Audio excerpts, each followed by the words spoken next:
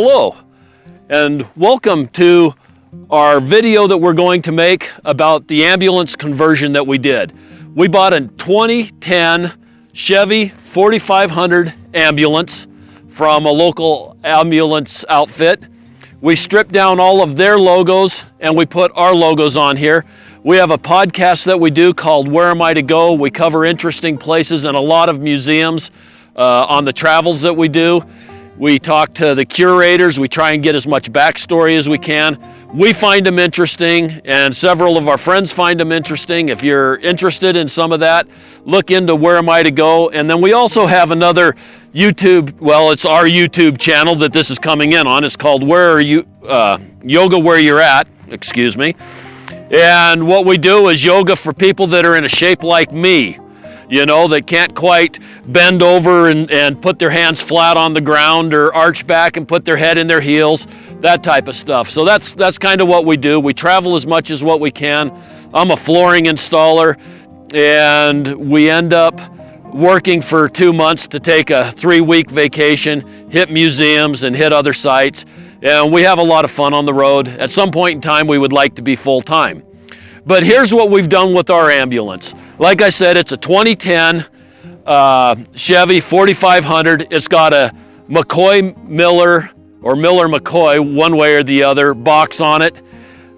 We decided that we weren't going to strip it out completely, that we were going to kind of take what it had and go ahead and build from there.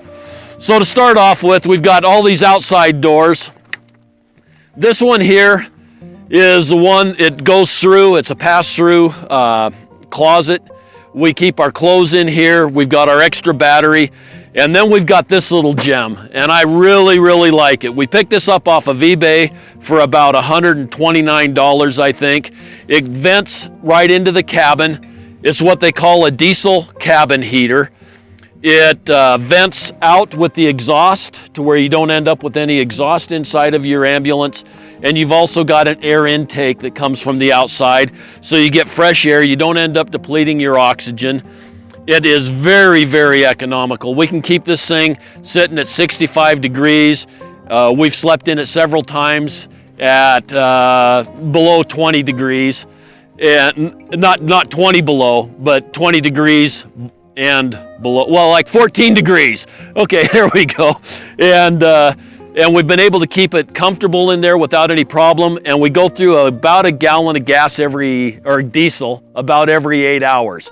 It's fairly quiet. It has a little tick-tick sound that the pump makes, but it's a really nice piece and I would recommend it. We have not had any problems with them. This is the door that goes ahead and leads on in. We will go inside after we cover some of the exterior features.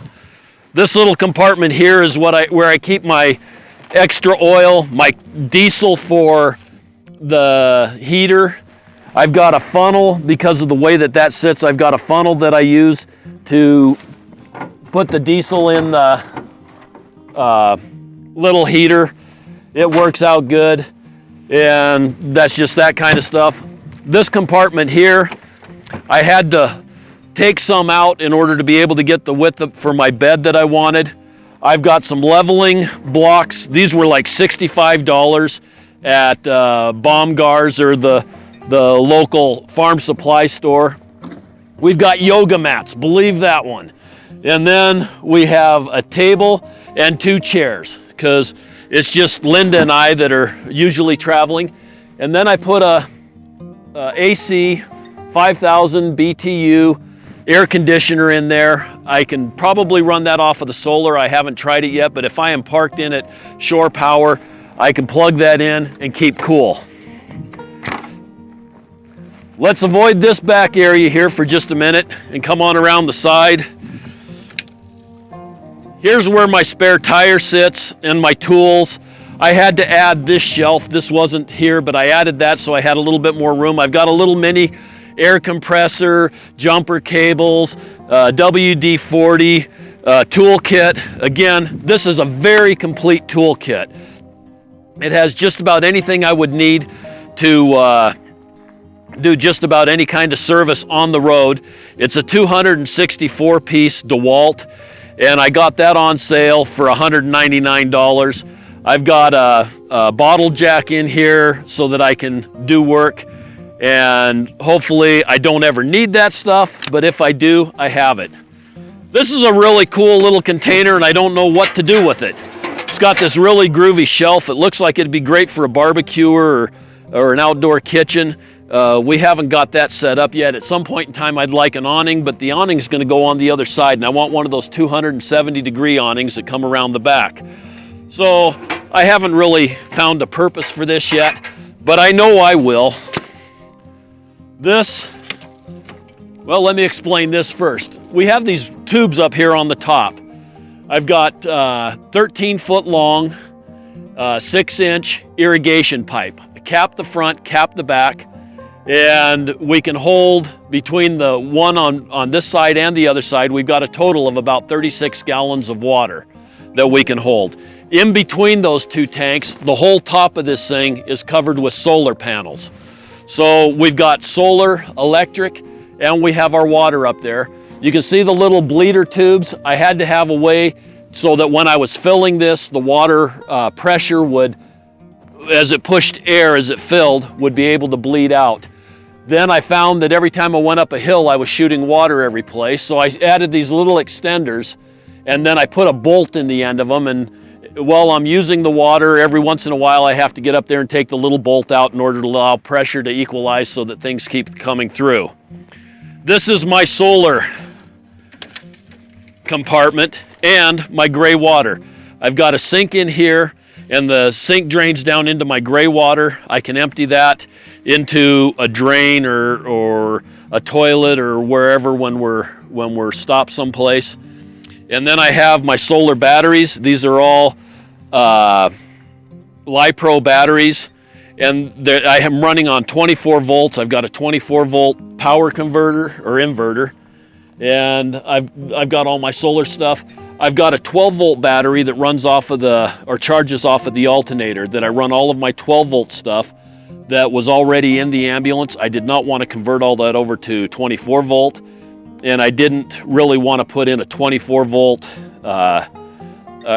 24 to 12 volt converter. So what I did is I ran this 12 volt battery. It's a marine battery, deep cycle, and I've got a battery charger in here that runs off of my inverter so that I can charge my 12 volt battery if I need to from the solar. I know it's kind of a roundabout way to do things, but it ended up being probably less of a hassle, or at least in my mind, it was less of a hassle. Then we come over to the utility area. I've got this instant hot water heater. This thing is really easy to drain. It's cold here in Wyoming. We've had below zero for somewhat this summer or this winter, a lot of 10 degrees, and I didn't want things to freeze, so I've got these lines disconnected. But as far as draining this, it's extremely easy. You just unhook this, the water all comes out. And the way I've got this hooked up is I've got my hose here that I can string out and fill up from any place. I had to cut the end off so that I had two screw-on ends like a regular hose, instead of having the other part the male part that you thread on. I come in and I can go on up from this filter. I've got two valves. Can you see that pretty good? Okay, I've got a Y, and one of them goes to where I can fill up my tanks from right here, and then I shut this valve off and I run it through the filter, and again I'm disconnected to have drained everything. It comes on down, runs into my pump, and then comes back to the hot water heater, and then comes back, and then I got a cold and a hot going to my sink. And then also in here I have a couple of pipes. This is for my shower. I said we'd revisit the back here in just a second. That's what we're going to do. I also have my propane in here for my stove and for my instant hot water heater. For the shower, what we have done,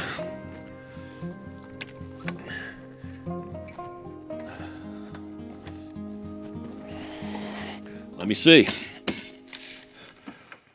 Well, start off with, we have a mosquito netting that we bought at an Army surplus store. And when we're camped in the summer, we can put the mosquito netting down, have the back doors open, and we don't have to worry about insects all night while we're sleeping. And our bed sits up here. And I bought a couple of desks. You'll see what I did with the other one when we get inside. But I set our bed down on top of a desk so that we have drawers for different shower supplies and that type of stuff. In the bottom here, I've got this shower curtain. And we put this one up on the inside of the shower with this bar, and it goes across here to keep water from getting on the bed. And then let me put that up on the bed, that up on the bed. I'm not gonna go through the hassle of doing that.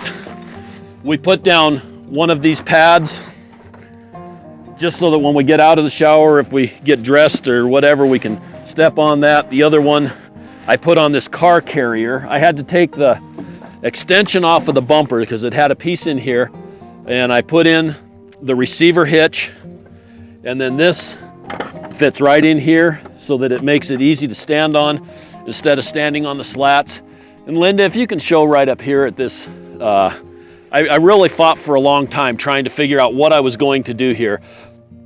This is a plate for an outside electrical light, and it had a place where you could screw in the little electrical conduit fitting, and it has the screws up on top. And from there I can take my shower curtain out, thread this up. It only takes a minute. You guys get the idea.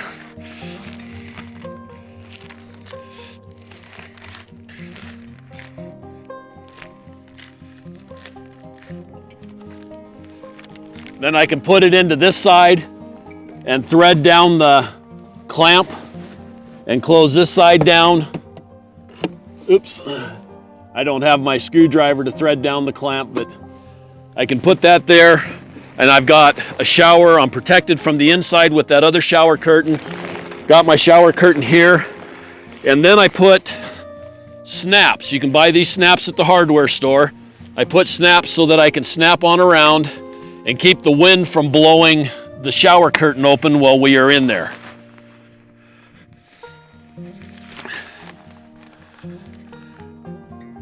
Now, to be honest with you, I haven't been any place yet where I have taken a shower in this to see how this works, but I'm sure that I will be this next camping season. And then what I did is I ran the hot water, and I only ran hot water. I may be sorry about that. Back to the back here, and we used a little spray from kitchen sink, and that's going to be our shower head. And when I get ready to blow out my water, when it's cold and I've just come back from a trip and we're back in the cold area, I can open that up, blow through here, and I can drain my hot water all the way out through. It works out pretty easy and conveniently. Okay, let me pull this stuff out so that it looks a little bit better on the inside, and we will go inside and take a look at what all we have done in there.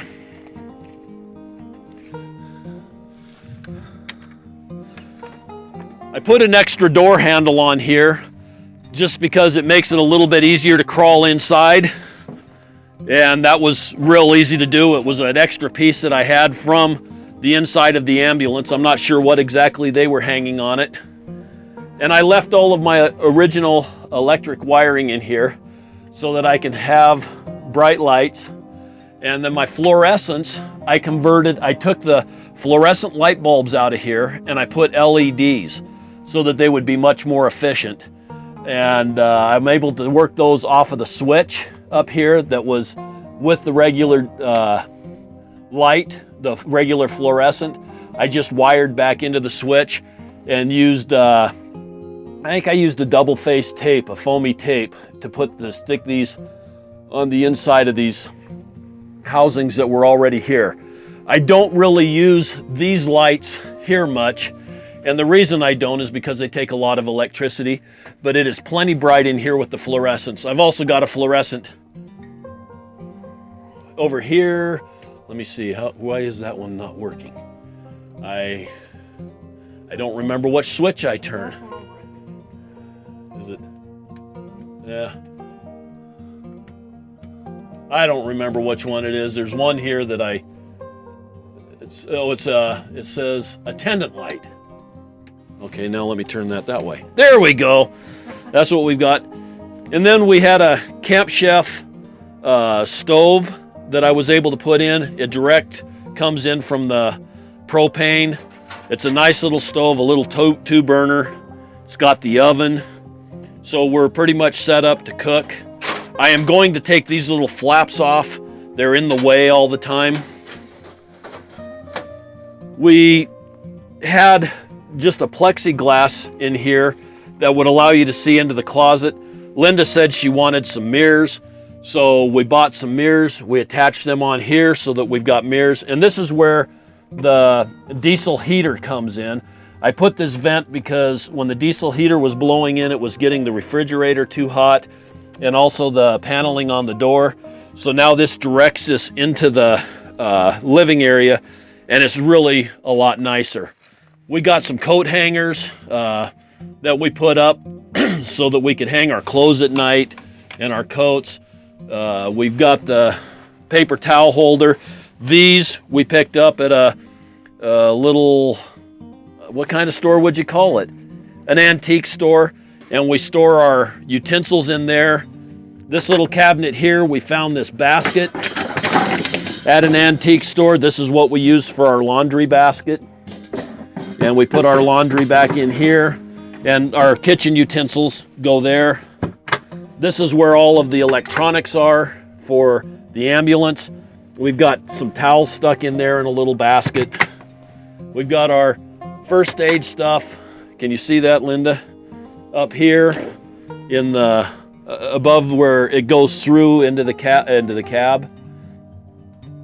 and it is a pretty convenient place for that.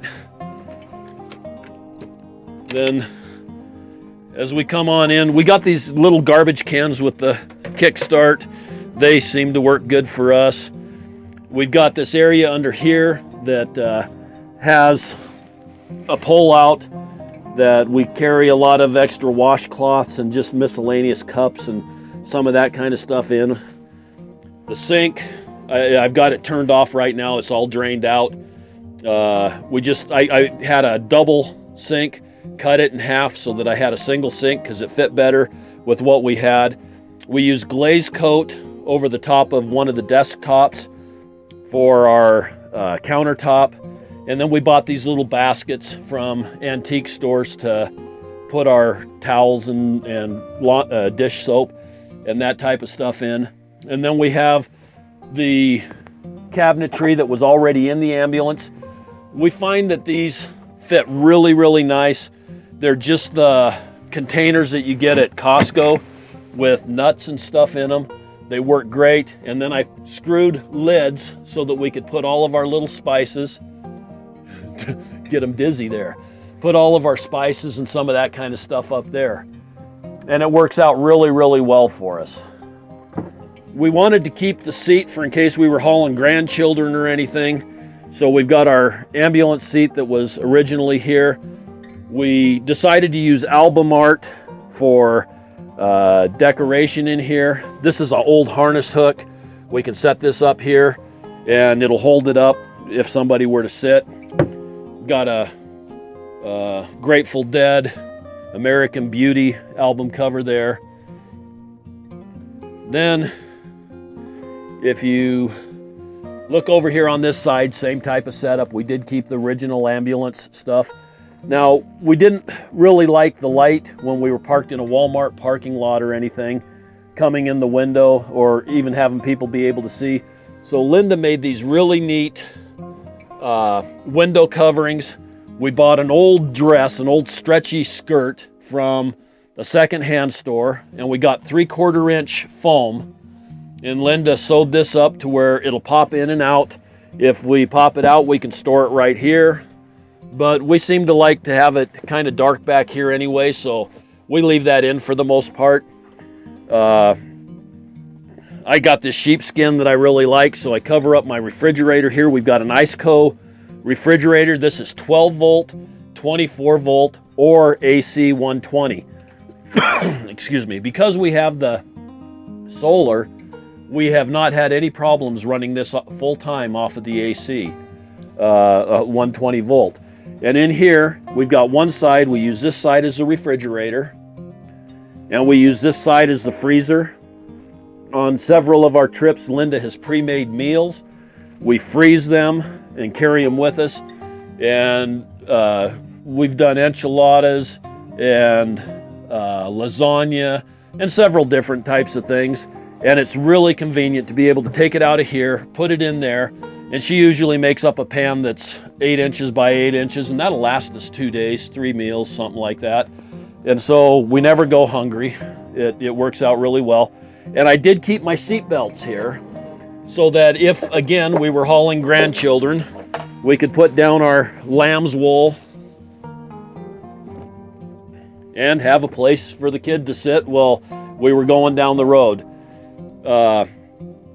We have a toilet that we put in this little compartment. Again, I guess I better back up.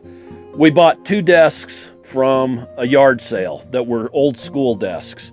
And we took the top off, which is our countertops, and we mounted our bed right to I put a piece of particle board and put our bed on top. So we have all of the drawers that we can keep all of our different things in. We've got a dog that travels with us. That's his drawer. Our plate and utensil drawer is here. The miscellaneous screws, nuts, bolts, and anything that we might need hardware-wise, we keep down there. And then we have these little baskets that we can pull out, that we put things in, canned goods and stuff when we're on the road. We have the center part open, and this is where we keep our composting toilet. We've got a C-head toilet, very convenient to use, easy to use. The urine container's there. That has to be dumped, it seems like, about every day. But again, it's very easy to use. I love this C-head, highly recommend it. You do your business, you put the crank in there, you do the crank thing, and there is no odor with it. We've traveled with it several times. It seems to do well for us for 2-3 weeks. We don't have to empty it. Of course, we still use, if we're at a campground, we use their toilet or whatever to kind of keep down on the amount of fecal matter we stick into this toilet. But this is really convenient. Whenever you need to go, you got access to it there. We usually just push it back in and close our door, and it's all kept nice and tidy, and everything's good. When we cook and we are going to eat, if we're not eating outside at a picnic table or at our little table with the chairs that we have these little places that we can pull out, or while we cook. We have a stool for getting up on the bed, just to make it a little bit easier. And this stool comes in real handy for sitting down. Well, I can't really turn and look at the camera when I'm doing that, but you can sit down here and eat or have it in front. It just makes for a nice little table and a nice place to sit and eat.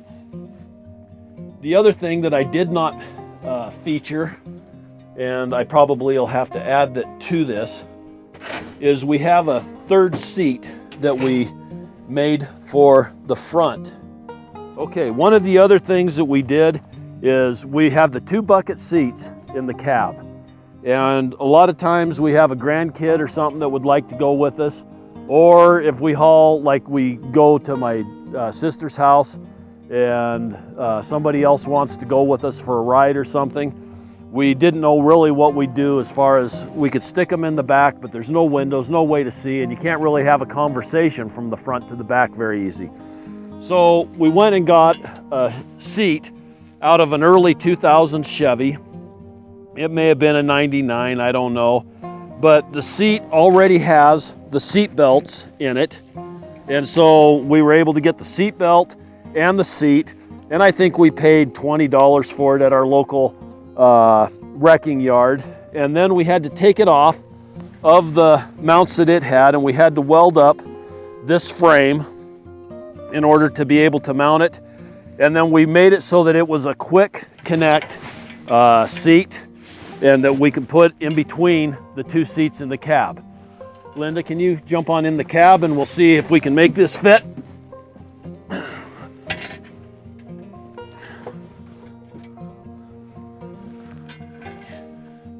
Okay, we have our little garbage can. I'm going to move that for right now. But we've got our brackets that I mounted to the floor with our welded brackets. I've got this wood box that I built to go over these brackets so that you don't stub your toes, hurt yourself, or anything like that. And then the seat just comes forward.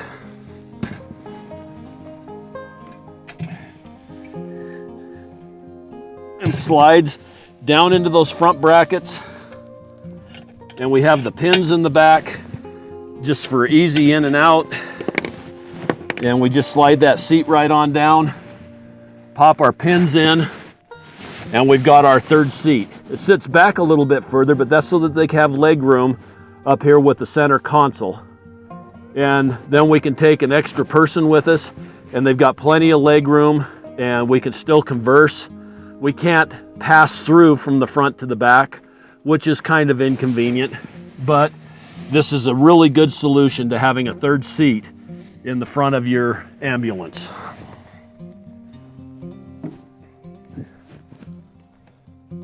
Okay. Hopefully you guys have all enjoyed our ambulance tour. We have got this thing just about to where we want it. We have camped in it several times, taken it on road trips. It is very comfortable. It's a little bit small when you look at the other people driving around with them 60-foot fifth wheels, and you think, yeah, they've got a whole living room and everything else. But you know, this has been really comfortable for us. We can park it anywhere. That's one of the things I like about it. You can park it on a main street. You can park it in a parking lot. You don't have to park 3 miles away because it's the only place to park it.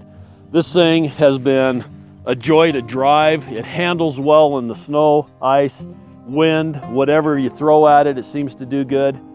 And it's just been a really fun project, and we're looking forward to taking more and more trips with it. Again, we are doing the podcast and we're doing the YouTube channel where we do yoga and we talk about different interesting places and museums. I encourage you to check those out. Subscribe to our channel. Please subscribe to our channel if you like what you're seeing. And come take trips with us. We have a good time. And you know, I'm going to finish this up the way that I finish up my podcasts. The world is full of wonder. Get out and explore and have a good time. And have an absolutely wonder-filled day. Thank you for watching. And remember to hit the like button, to hit the subscribe button. You can follow us on Facebook. We have different pictures from different places we've been. And we will catch you all later. Have an awesome day.